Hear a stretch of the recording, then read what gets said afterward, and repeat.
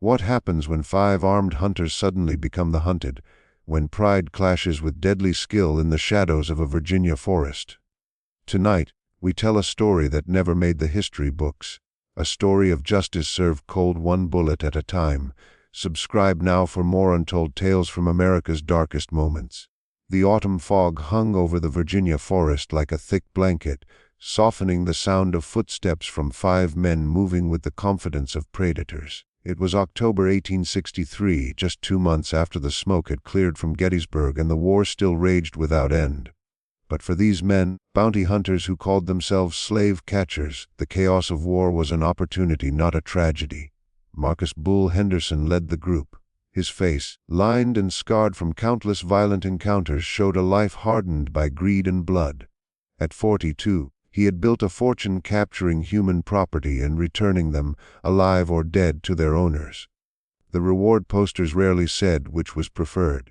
His name traveled from the Carolinas to the Ohio River, whispered in equal parts fear and respect among slaves and masters alike. Bull had learned his trade during the tense years after the Nat Turner Rebellion, when paranoia ran high, and any black face could be worth a bounty if the right questions weren't asked. The leather coat he wore had once belonged to a plantation owner who tried to cheat him out of a reward. The man's blood had long since washed away, but Bull kept the coat as a reminder that he answered only to himself and the almighty dollar. His rifle, a custom sharpshooter's weapon, .50 caliber, had been by his side for over a decade. The stock was carved with 43 notches, each one a person he had dragged back into slavery, each notch a testament to the wealth he had gained at the expense of others' freedom. "Tracks are fresh," whispered Tommy Briggs, the youngest of the group at 19, his voice trembling with excitement rather than fear. "Can't be more than an hour ahead." Tommy was Bull's newest recruit, a farm boy from Tennessee whose family had lost everything when Union troops burned their crops. He had joined the crew dreaming of quick money and adventure, but also carrying a smoldering resentment against anyone he blamed for his family's ruin. His rifle was his father's old hunting gun, held with the reverence of someone who had never killed a man but desperately wanted to prove he could. His eagerness reminded Bull of himself at the same age, 20 years ago, young, hungry, and willing to do anything for $1. Back then, Bull had told himself he was just enforcing the law, collecting legal bounties on runaway property. It had taken years before he stopped making excuses and accepted the truth. He was a predator feeding on human misery. Behind them, the Kowalski brothers, Polish immigrants who had found their calling in this brutal business, checked their rifles with practiced ease.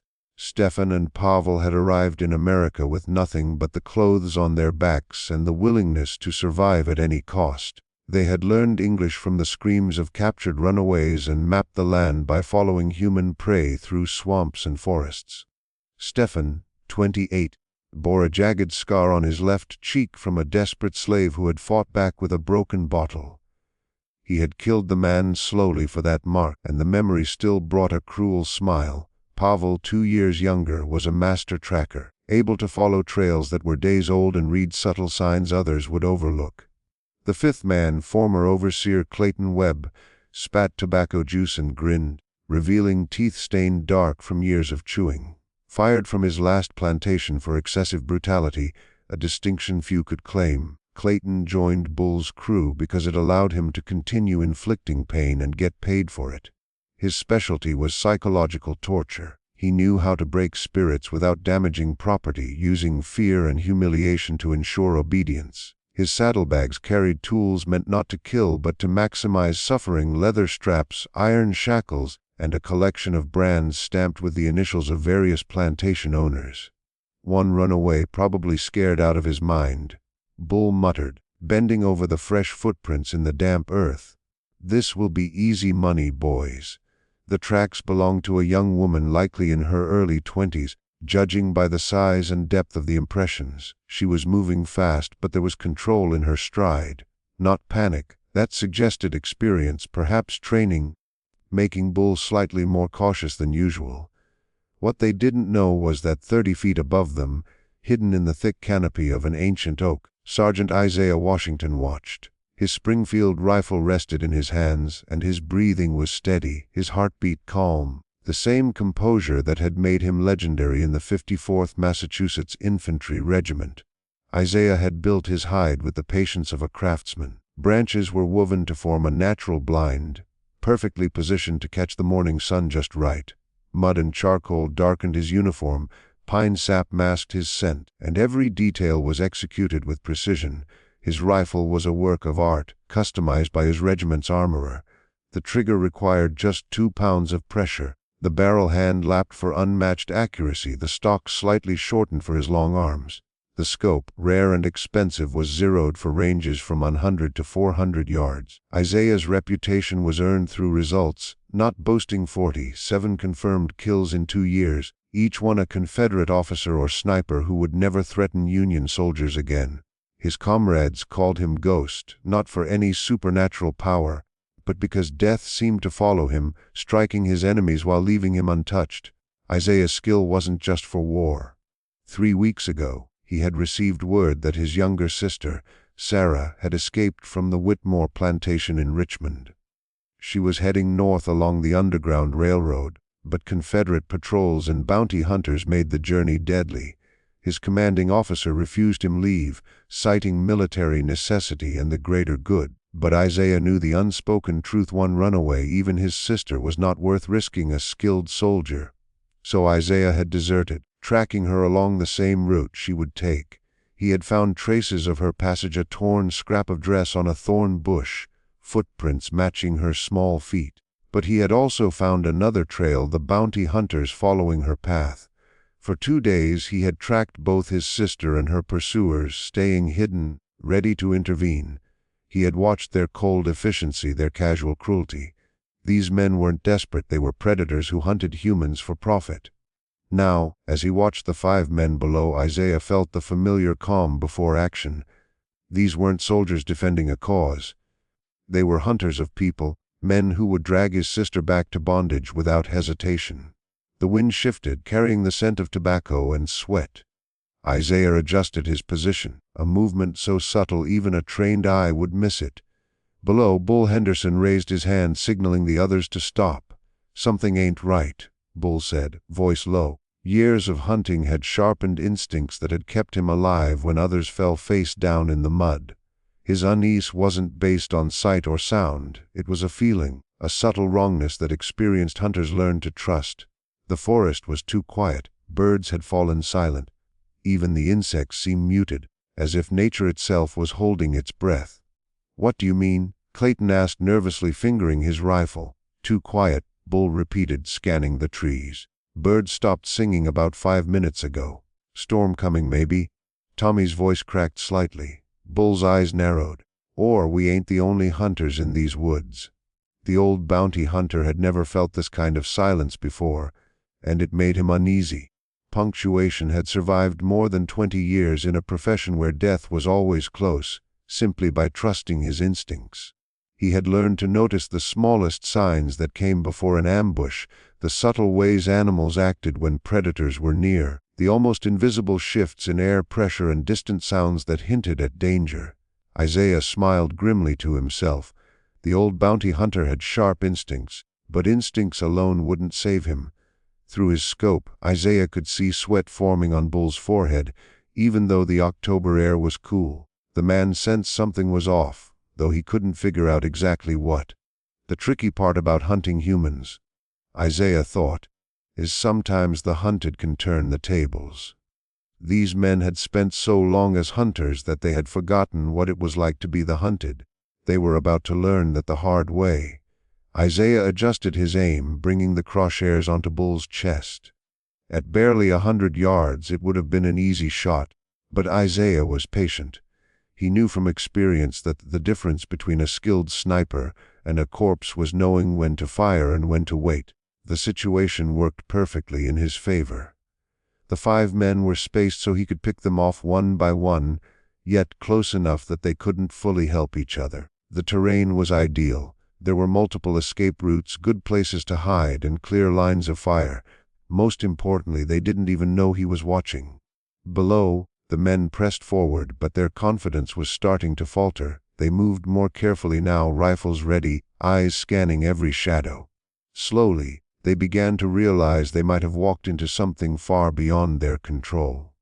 As mist wove through the old trees, Isaiah Washington prepared to show them just how dangerous their line of work could be. This hunt was about to begin, and this time the roles would be reversed. Unbidden, memories came as Isaiah watched the hunters below. Gettysburg, July 1863, a turning point of the war, though none of them knew it at the time. Isaiah had been in the bell tower of a damaged church providing overwatch for advancing Union soldiers, when he spotted a Confederate sniper in a barn loft nearly 400 yards away. The enemy sharpshooter had been picking off Union troops with deadly precision. Isaiah had seen the Confederate adjust his aim toward a group of wounded soldiers being carried on stretchers. The man was about to fire when Isaiah's bullet found him, sending the sniper tumbling from his perch. Later, when Union forces secured the barn, they found a journal among the dead man's belongings. His name was Robert Caldwell, and he had been writing letters to his wife and young daughter back in Georgia. In his last entry, he wrote about hoping the war would end soon so he could return to his family's farm. Isaiah had kept that journal, though he never fully understood why. Perhaps it was to remind him that even enemies were human with families and dreams. Or perhaps it was a reminder that in war death was often the only certainty. The journal rested in his pack, its pages yellowed and worn from being read during quiet moments between battles. Reading Caldwell's words had taught Isaiah something about conflict. The Confederate sniper wasn't evil, he was a farmer defending his home, fighting for what he believed was right. But the bounty hunters below were different. They weren't fighting for a cause or homeland. They profited from human suffering. That distinction mattered to Isaiah. At Gettysburg he had killed soldiers trying to kill him, part of a brutal but necessary war between combatants who understood the stakes. What he was about to do now was different. This was pure execution. These men had given up their claim to mercy the moment they made a living hunting humans for money. Watching Bull Henderson and his men, Isaiah felt no doubt. These were not soldiers defending a homeland. They were predators who made a living from misery, and they had crossed a line. They had hunted his sister. The memory of Sarah's final letter haunted him. She had smuggled it out through a loyal house slave, and it had reached him just before the Battle of Chancellorsville. Her handwriting was careful and precise, learned in secret, a crime punishable by whipping. She described life on the Whitmore plantation. The work was brutal, the food barely enough, the punishments severe. Worse than the physical pain, she wrote, was the constant fear, the knowledge that her body and her future belonged to someone else. She wrote about seeing families torn apart on the auction block, about hope slowly fading with every passing day. "I dream about freedom every night," she wrote. "I dream of walking where I want, saying what I want, being treated like a human, not property. Sometimes I think those dreams are the only reason I am alive." That letter changed something deep inside Isaiah. Before it, he had been fighting for the Union, for the abstract idea of preserving the nation. After reading it, he fought for something personal, the freedom of his sister. "Spread out," Bull whispered. "Tommy, you and Clayton take the left. Kowalski brothers the right. I'll go straight ahead. Anything unusual, signal before you shoot. Could be runaways, have help." Isaiah watched as the men separated, their formation spreading across a 100-yard front. It was smart under normal circumstances. It would have been a good strategy. But Isaiah had spent 2 years learning to fight while outnumbered and outgunned. He had survived battles where entire regiments were wiped out, where life and death hung by inches. The 54th Massachusetts had faced some of the war's bloodiest fights, often thrown into desperate assaults. At Fort Wagner, half his regiment died in a hopeless attack on Confederate fortifications. At Olustee, he had held his ground against overwhelming odds while others retreated. Every fight had taught him something about survival, about the razor-thin line between courage and foolishness. More than tactics, the war had taught Isaiah about human cruelty. He had seen Confederate soldiers execute captured black troops rather than take them prisoner. He had witnessed massacres where wounded Union soldiers were bayoneted in their beds. Some people were beyond redemption. Mercy could be weakness. Tommy Briggs broke away first, his youth and excitement outweighing caution. He moved through the undergrowth like a rampaging bull, snapping twigs and stirring leaves with each step. Isaiah tracked him, noticing his hands shake slightly as he gripped his rifle. Through fragments of conversation on the wind, Isaiah knew Tommy was new to bounty hunting. The boy had joined Bull's crew only a month ago, drawn by tales of easy money and adventure. He likely had no idea what he was really stepping into: the brutality, the moral compromises, the slow loss of whatever humanity he might have had. Isaiah had met boys like Tommy in the war, young soldiers who enlisted with dreams of glory, only to find fear, confusion, and sudden death. Some adapted, becoming hardened. Others broke, deserted, or went mad. A few, like Tommy, seemed to embrace violence with disturbing enthusiasm. But ignorance was not innocence. The boy had chosen this path when he decided to hunt humans for profit. He had crossed a line that could never be uncrossed, and now he would face the consequences. Clayton Webb moved with careful skill, deliberate and precise. A former overseer, he knew how to use fear and intimidation. He had spent years perfecting cruelty. Isaiah had faced men like Clayton before, who took pleasure in others' suffering, who used brutality like a tool. Stories from escaped slaves had preceded Clayton, tales of punishments he invented for minor offenses. The man didn't just enforce rules, he enjoyed it. His pleasure in domination made him deadlier than simple greed. Clayton carried himself with the arrogance of someone never held accountable. The plantation system had protected him, allowed him to abuse without consequence, but not here, not in these woods. Some debts always come due. The Kowalski brothers moved in perfect coordination, their gestures subtle, rifles overlapping in cover. They were professionals, which made them dangerous. Stefan and Parville had learned their trade in the harsh forests of Eastern Europe, hunting deserters and political targets. They had come to America not for freedom, but for better pay and less scrutiny. They brought old-world cruelty into a new land, and they were about to learn how unforgiving it could be. The brothers had dealt with problems like this before, and their methods were effective, even if they were not kind. They had created their own system for finding and catching runaways. Stefan followed the trail while Parville moved ahead to set up ambush spots. They worked together like a pack of wolves, and their success rate was one of the best in the trade. But they had never faced prey that could turn around and hunt them. Bull Henderson was the true danger. The leader moved with slow, careful purpose, shaped by years of surviving deadly situations through skill, sharp thinking, and hard choices. His eyes never stopped scanning the land, searching for signs of traps or hidden threats. He knew that overconfidence could get a man killed, and he trusted his instincts even when logic said otherwise. Bull's reputation was built on more than successful captures. He was known for thinking like the people he hunted, predicting their moves, and placing himself where they would least expect him. He had tracked runaways through swamps and mountains, across cities and deep wilderness, always staying one step ahead. But his greatest strength was also his flaw. He had spent so many years hunting helpless people that he had forgotten what it felt like to face a true enemy. His methods were meant for chasing scared, desperate people with no training and few resources. He was about to learn those same methods meant nothing against a trained soldier with better position and firepower. Isaiah shifted his weight slightly, moving to another branch that gave him a clearer angle on the scattered hunters. The movement was quiet and smooth, the result of long training and real combat experience. None of the 5 men noticed the slight change in the shadows above them. This new position gave him many advantages. He could see all 5 men clearly, had several escape paths if things went wrong, and could control the fight from start to finish.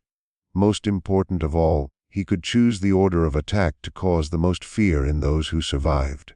As he settled in, Isaiah's thoughts drifted to Sarah. His sister had been only 14 when she was sold to the Whitmore plantation, taken from their family to pay off a debt their former master owed. Isaiah had been helpless then, just another piece of property with no rights and no voice. The memory still burned deep inside him. Sarah had been working in the kitchen when the trader arrived, and she ran to Isaiah the moment she understood what was happening. He held her while she cried and promised he would find a way to bring her back, even though they both knew it was a lie. Slaves had no power to protect their families, no legal way to fight when loved ones were sold. The trader was a thin, nervous man who avoided looking anyone in the eye. He inspected Sarah like an animal, checking her teeth and muscles, asking about her health and work. The deal took less than 10 minutes. Then she was gone, loaded into a wagon with 3 others and driven away. Isaiah watched until the wagon disappeared over the hill. That day he made a promise to himself that someday, somehow, he would free his sister. He did not know how, but he swore he would not stop until Sarah was safe. The war changed everything. When President Lincoln issued the Emancipation Proclamation, Isaiah saw a chance not only for freedom but to fight back against the system that stole his family. He joined the 54th Massachusetts, one of the first official African American units in the Union Army. Training was brutal, racism from white soldiers was constant, and death was everywhere. Still, Isaiah endured it, knowing that every Confederate soldier he killed brought him closer to a world where his sister could be free. The irony was clear to him. He had become one of the Union Army's most effective killers to save a life. He learned to take life with cold accuracy so his sister could live as a human being instead of property. Now, watching the bounty hunters move through the forest below, Isaiah felt the calm that always came before action. These men stood for everything he was fighting against, the idea that people could be owned, bought, sold, and hunted like animals. Tonight they would learn that some prey fought back. The wind picked up, gently swaying the branches around him. Below, Bull Henderson stopped without warning, tilting his head as if listening. His instinct screamed danger, but he could not tell why. Isaiah smiled grimly as he lined up his first target. The hunt was starting, but this time the roles were reversed. These men had lived as predators, and now they would learn what it meant to be hunted. The forest seemed to hold its breath as Isaiah Washington prepared to deliver justice with expert precision. The war had taught him many lessons, but the most important was this: sometimes the only way to stop evil was to destroy it fully. The first shot tore through the forest silence like thunder. Tommy Briggs was studying a broken branch, sure he had found fresh signs of their target, when Isaiah's bullet struck him. The young bounty hunter fell instantly, his rifle crashing against the rocks as his body collapsed onto the forest floor. The .58 caliber bullet hit him square in the chest, spinning him before he dropped face first into the wet soil. The 4 remaining men reacted fast, diving behind trees and fallen logs with the reflexes of seasoned fighters. But their numbers meant nothing when they could not see their enemy. The shot had come from somewhere above and ahead, but echoes made it impossible to locate the exact spot. "Tommy!" Clayton Webb shouted, his voice bouncing through the trees. "Tommy, you hit bad!" There was no reply. In the sudden quiet, only the wind in the leaves and the heavy breathing of frightened men could be heard. Tommy's body lay still in a growing pool of blood, his young face frozen in shock and pain. Bull Henderson pressed himself against a thick pine trunk, his thoughts racing. The shot had come from high ground, likely the trees with a clear view of the entire area. The accuracy told him all he needed to know. Tommy had been moving, partly hidden, at a distance of at least 100 yards. Only a skilled marksman could make a shot like that, and only someone with military training would wait so patiently. "Professional," Bull muttered. This was not a scared runaway firing wildly. This was a trained shooter who had chosen the perfect moment. Bull ran through the possibilities. Union raiders sometimes came this far south, but they traveled in groups and made noise. Deserters were common, but most lacked this level of skill. One possibility remained, and it chilled him. They were facing a Union sniper, likely a veteran of real combat. "Bull," one of the Kowalski brothers called out in thickly accented English, "what we do?" "Stay down and stay quiet," Bull whispered. "Whoever this is, he knows exactly what he's doing." Stefan Kowalski crouched behind a fallen log, his rifle aimed uselessly at the treetop. He had fought in the Austrian army before coming to America and had seen battle before. But this was different. In open war you could see the enemy and react. This felt like fighting something you could not touch. Pavel, hidden behind a boulder 20 yards away, scanned the trees with rising panic. He took pride in his tracking skills, but the sniper's position was flawless. Sunlight filtering through the leaves created confusing patterns, hiding any human shape. Isaiah had already moved again, gliding through the branches with quiet, deadly ease. Combat had taught him that survival depended on movement. Fire, then relocate before the enemy could respond. His new spot was 40 yards from the first and gave him a clear view of the 4 remaining men. Even better, he was now between them and their horses, blocking their best escape. From here, Isaiah saw Clayton Webb crouched behind a fallen log, aiming at nothing. The former overseer's face was pale with fear. He had terrorized helpless slaves for years, but he had never faced someone who could strike back with deadly accuracy. Clayton's hands shook as he held his rifle, sweat soaking his shirt despite the cool air. He was beginning to understand that he might not leave this forest alive, that his past cruelty had finally come for him. Isaiah placed the crosshairs on Clayton's exposed shoulder.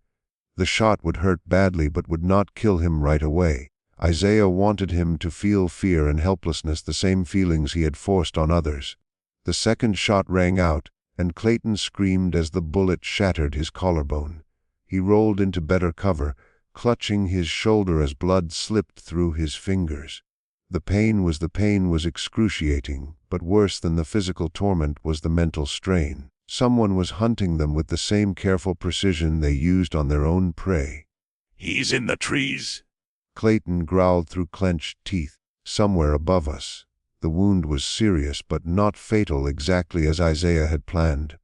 Clayton would live long enough to feel the full weight of his fear, to understand what it was like to be helpless prey.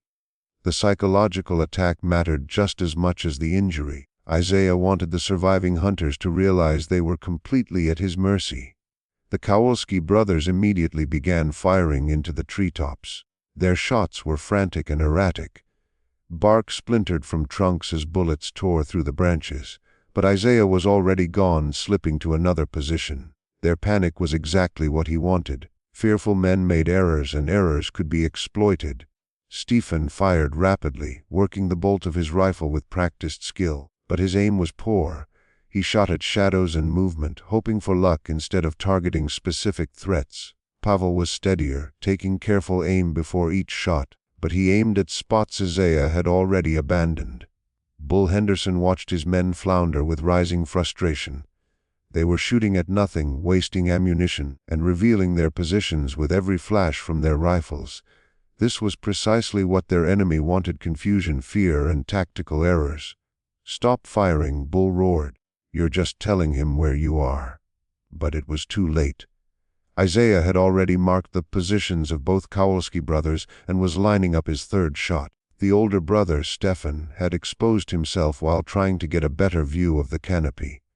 He was partially hidden behind a fallen tree, but his left side was visible as he scanned the branches. Isaiah could see the concentration on the man's face, the way he squinted to identify targets.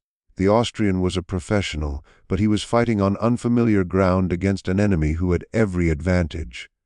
Isaiah's bullet struck Stefan in the chest, spinning him before he fell behind a boulder. The shot was perfectly placed just below the heart, causing massive internal damage. Stefan tried to call out to his brother, but blood filled his lungs and only a wet gurgle escaped. Pavel saw him fall and screamed in anguish and rage, abandoning all caution as he rushed toward the trees from where he thought the shots came. The younger Kowalski was beyond reason now, driven by grief and fury to attack an invisible foe. It was exactly the reaction Isaiah wanted. Pavel ran straight into the kill zone, his rifle blazing as he fired wildly into the branches. Isaiah tracked him through his scope, leading the shot slightly to account for his movement. Pavel yelled in Polish as he charged, his words meaningless to most, but full of clear intent. He was demanding vengeance, crying for blood, for the chance to kill the one who had murdered his brother. But his emotional state made him easy to predict, and predictable enemies were dead enemies.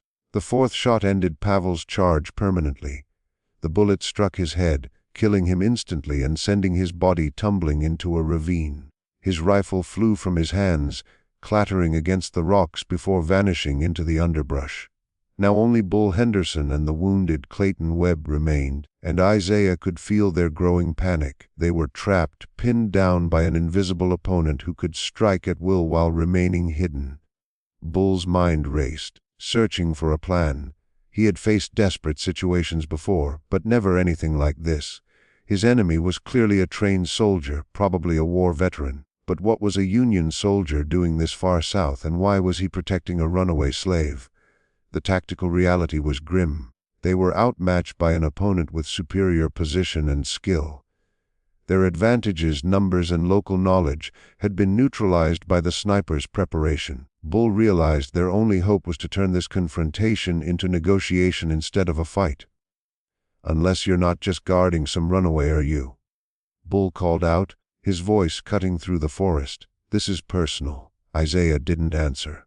But Bull's words hit close to the truth. The old bounty hunter's instincts told him this wasn't random. Someone had set a trap, and they had walked straight into it. Bull had survived 20 years in a dangerous profession by reading human nature. People didn't risk their lives for strangers, especially not against impossible odds. This level of commitment suggested a personal reason. "We were tracking a woman," Bull continued, trying to lure the enemy into conversation. "Young girl, maybe 20, delicate with a scar on her left hand. That means something to you." Isaiah's finger tightened on the trigger. These men had been hunting Sarah, had probably been close to capturing her. The thought of his sister in their hands ignited a cold rage, threatening to override his focus. The scar Bull mentioned was real. Sarah had cut her hand on broken glass at 12, and it had healed badly. Only someone who had seen her recently would know, meaning these men had been closer than Isaiah realized. Yet he forced himself to stay calm.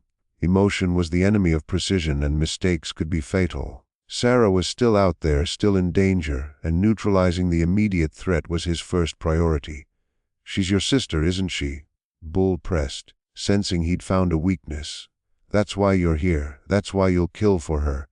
Clayton Webb, still gripping his wounded shoulder, saw a chance. While Bull distracted their enemy with words, he began crawling toward a better position, hoping to spot the sniper and strike. Clayton's movement was awkward and obvious, slowed by his injury and fear. He left a clear trail in the soft earth, and his labored breathing carried through the forest. Yet desperation made him take risks a rational man would avoid. Isaiah watched both men, tracking their every move, even as Bull tried to manipulate him. He could see Clayton's struggle, read the desperation in his movements. The former overseer crawled through the underbrush like a wounded animal, leaving a trail of blood and broken foliage. His rifle stayed in his good hand, but his aim was compromised. He was moving on adrenaline, which made him dangerous but also predictable. "You know what we do to runaways when we catch them," Bull continued, voice cruel, especially to the pretty ones. "Your sister is probably already in chains, learning what happens to those who try to escape." The words were designed to provoke, to make Isaiah angry enough to make a mistake. Bull had used this tactic before, but he was dealing with a trained soldier now, someone who knew psychological warfare. Isaiah's jaw clenched, but he didn't bite. Instead, he shifted his aim toward Clayton, now just 20 yards from the tree. The former overseer thought he was clever, but he was exposing himself.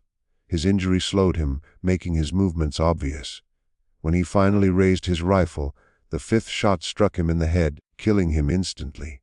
The bullet hit just above his left eye. He slumped forward, rifle dropping from his lifeless fingers. Only Bull Henderson remained, alone in a forest that had become his grave. He realized his psychological tactics had failed, and options were running out. His opponent was patient, disciplined, and utterly ruthless. But Bull Henderson hadn't survived 2 decades hunting dangerous men by giving up. If he was going to die, he would at least try to take his killer with him. He still had his rifle, his experience, his cunning. It wasn't much, but it was all he had. As the shadows deepened and the forest darkened, the final confrontation between hunter and hunted was about to begin. Bull Henderson was about to learn that some prey was more dangerous than any predator. He crouched behind a massive oak, breathing shallow and controlled despite the fear gnawing at his gut. In 20 years of bounty hunting, he had never faced an opponent like this, someone blending military skill, personal motivation, and the patience of a predator. The forest was silent, save for the whisper of wind through the leaves and the distant call of a nightbird. 4 men lay dead across the forest floor like broken dolls. Bull was alone, facing an enemy he could not see, could not anticipate, and could not flee. The silence pressed down on him, broken only by his own heartbeat thundering in his ears. Bull had always prided himself on calm under pressure, but this was beyond anything he had faced. He was hunted by someone who understood combat on a level he couldn't fathom. His reputation had been built on surviving impossible odds. He had faced desperate slaves fighting for freedom, furious plantation owners protecting their property, and rival bounty hunters who wanted to eliminate him as competition. Over the years, he had learned to think like his quarry, to predict their moves, and to exploit their weaknesses. His mind moved quickly, running through everything he knew about this particular opponent. The precision of the shots indicated serious military experience, probably from the Union Army, given the man's clear willingness to defend a runaway slave. The patience he showed suggested someone trained in combat, someone who understood that rushing would only lead to mistakes. But most importantly, the personal motivation hinted that this was not just about a random fugitive. His enemy was exceptional, more skilled than most, but even the best had vulnerabilities. The sniper's obvious expertise pointed to military training, likely Union Army, again considering his readiness to protect a runaway. That implied discipline, but also a set of principles and codes he might be able to manipulate. Men with military backgrounds, Bull knew, often struggled when moving from organized warfare to the chaotic, ruthless nature of civilian conflict. They carried rules, ethics, and honor that could be turned against them. If Bull could somehow appeal to those instincts, he might find a way to gain an advantage. "I know you can hear me," Bull called out, his voice calm despite the danger surrounding him. "You've made your point. 4 men are dead protecting 1 runaway, but it doesn't have to end with more blood." Isaiah stayed quiet, but he was listening. From his perch 40 feet above the forest floor, he could see Bull's hiding place clearly. The old bounty hunter was pressed against a tree trunk, rifle in hand, but aimed at nothing. 1 shot could end everything, yet something made Isaiah hesitate. Perhaps it was curiosity about what Bull might say, or maybe it was a soldier's instinct to observe before acting. Either way, Isaiah let him speak while holding the tactical advantage. "You're a soldier," Bull continued. "I can see it in the way you fight, disciplined, patient, professional. You probably follow rules about killing unarmed men, about giving quarter to those who surrender." Bull slowly rose to his feet, hands lifted, but still holding his rifle. "I'm offering to walk away. Leave these woods. Forget about the girl. Forget this ever happened. You've had your revenge for whatever wrongs were done to your family. Let that be enough." The words were carefully chosen, designed to touch whatever sense of honor the sniper might still have. Bull had spent 20 years studying men like this, learning to read their weaknesses and exploit their human side. Soldiers often struggled with the moral challenges of killing outside formal battlefields, he knew. Isaiah's finger rested lightly on the trigger, but he didn't shoot. Through his scope he could see Bull's calculating eyes, the way his body remained coiled even while appearing to surrender. It wasn't true surrender. It was a ruse. Bull was slowly turning, trying to find his opponent while pretending to give up. His rifle remained ready, waiting to fire at the right moment. The old bounty hunter was buying time, hoping for an opening to strike back in desperation. "You know I can't do that," Isaiah finally said, his voice ringing across the quiet forest. "You've spent 20 years hunting people like me, like my sister. How many families have you broken? How many children have you dragged into misery?"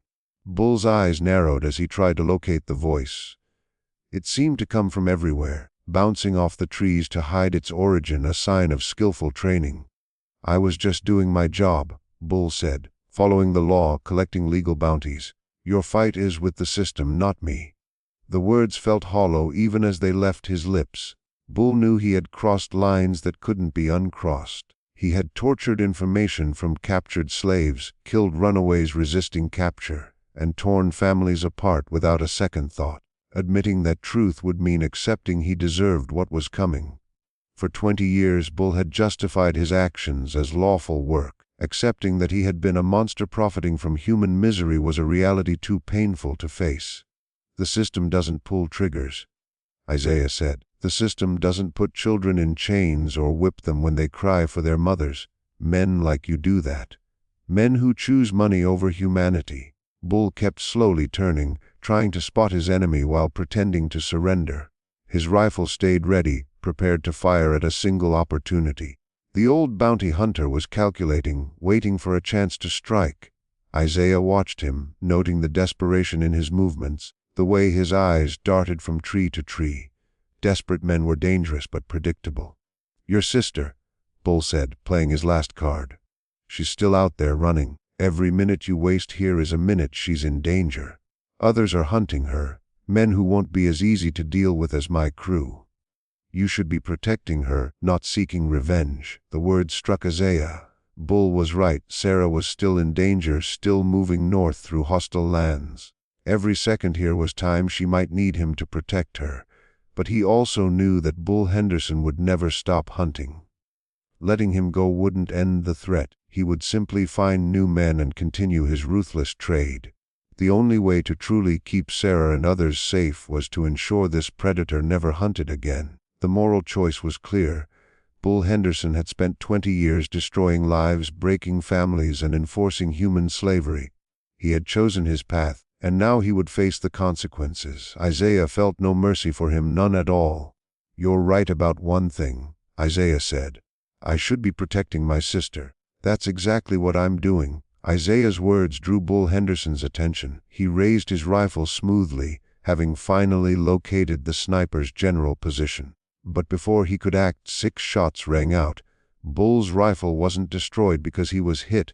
The bullet shattered his weapon, sending splinters of wood and shards of metal flying. He stumbled back, hands stinging from the impact, his main weapon ruined. The shot wasn't meant to kill. It was a demonstration of skill, a clear warning that Isaiah could have killed him any time but chose not to. Bull stared at the ruined rifle in disbelief. It had been his trusted companion for over a decade, the tool of his trade, the source of his livelihood. Now it was ruined by a marksman whose skill far exceeded anything he had faced. "You want to know the difference between us?" Isaiah called, working the bolt of his Springfield rifle with ease. "You hunt for money. I hunt for justice." Bull reached for his pistol, but Isaiah had already lined up his final shot. Through the scope, he saw Bull's panic. The moment the bounty hunter realized his years of experience and cunning were useless against someone fighting for more than profit. Bull's hand froze midway to his sidearm as understanding dawned. He was fully outmatched. There would be no escape, no last-minute reprieve, no desperate counterattack. Bull Henderson, predator for 20 years, now understood what it felt like to be prey: fear, helplessness, and the certainty of death, the same feelings he had inflicted on countless others. "Please," Bull whispered, barely audible. "I have a family, a wife and daughter in Tennessee. They need me." Isaiah paused, finger on the trigger, thinking of Robert Caldwell, the Confederate sniper whose journal he carried. Caldwell had also had a family, had also been a husband and father. But the difference was clear. Caldwell had been a soldier fighting for his country. Bull was a predator who profited from human suffering. "So did the families you destroyed," Isaiah said. "So did my sister when you hunted her." The 7th shot ended Marcus Bull Henderson's career permanently. The bullet struck his chest, killing him instantly. His body crumpled to the forest floor, his pistol slipping from nerveless fingers. Isaiah remained in his tree for several minutes after the echoes faded, listening and watching for any other threats. But the forest was quiet save for the sounds of night approaching. Slowly, he climbed down and moved carefully through the clearing, checking every body to ensure no one survived. He found Tommy Briggs' saddlebags and discovered the reward posters they carried, crude drawings and descriptions of runaway slaves, one of which made his blood run cold. Sarah's face stared back from the yellowed paper, along with a description that matched her perfectly. The reward was substantial: $500 for her, dead or alive, more money than most men earned in a full year, which explained why so many hunters were willing to risk everything tracking her. The poster described her as clever and well-educated, which made her more valuable. but also more dangerous in the eyes of those who wanted to capture her. Educated slaves were always seen as a threat, capable of organizing resistance or helping others escape.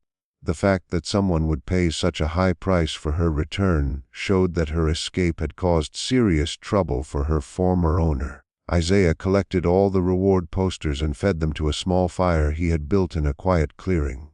As the papers burned, he reflected on the men he had killed and felt no guilt. They had chosen their way of life when they decided to make money by hunting human beings. Tonight, they had simply found prey that could fight back. The flames devoured the crude sketches and written descriptions, turning them to ash and smoke. Each poster had reduced a human life to a thing, a value measured only by the money someone else was willing to pay. Isaiah watched them burn with grim satisfaction, knowing that at least these particular bounties would never be claimed. As the fire dwindled into glowing embers, Isaiah slung his rifle over his shoulder and started moving north. Sarah was still out there, still at risk, and he had a duty to protect her. But now, at least 5 fewer hunters would be tracking the routes of the Underground Railroad. He moved through the forest with the quiet precision of a shadow, leaving no trace behind. The bodies of the bounty hunters would eventually be discovered by animals or other travelers, but nothing would point back to Isaiah Washington. He would vanish back into the chaos of war, just another Union soldier fighting for freedom. The forest slowly returned to silence as Isaiah Washington melted into the shadows, leaving only the men who had learned too late that some prey could be more deadly than they had ever imagined. In the years after, stories would spread among bounty hunters and slave catchers about the night 5 skilled men disappeared in a Virginia forest. Some said they had been killed by Union raiders. Others believed they had fallen to vengeful slaves. But those who knew the truth, the conductors of the Underground Railroad, the escaped slaves who had found freedom, the Union soldiers who had served alongside Isaiah, understood better. They knew that sometimes justice didn't come from courts or laws, but from the quiet corners of a forest where one man with a rifle decided that enough was enough.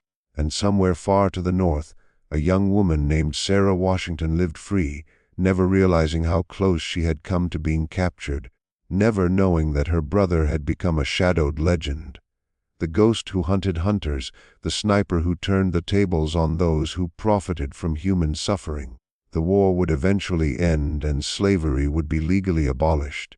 Yet the memory of that night in the Virginia woods would last. A reminder that the most important battles are sometimes not on grand battlefields, but in the shadows where acts of courage and justice can alter the course of history. Isaiah Washington returned to his unit, continued fighting until the war's end, and would one day be reunited with his sister in freedom. But he never forgot the night he became more than a soldier. The night he became an instrument of justice, bringing retribution to men who had built their lives on capturing human beings. The forest kept its secrets, but the story lived on, whispered among those who understood that sometimes the only way to stop evil is to meet it with superior skill, delivered with precision and guided by the righteousness of a man fighting for his family's freedom. This tale reminds us that history holds untold heroes who fought in the shadows, whose names never appeared in records, but whose deeds changed the world, one life at a time. Isaiah Washington represents countless people who refused to accept injustice and chose to fight back against oppression. Subscribe and hit the notification bell for more incredible true stories uncovering hidden heroes of American history. Share this story with someone who needs to hear about bravery against impossible odds. What other forgotten stories from the Civil War era do you want us to uncover? Tell us in the comments below.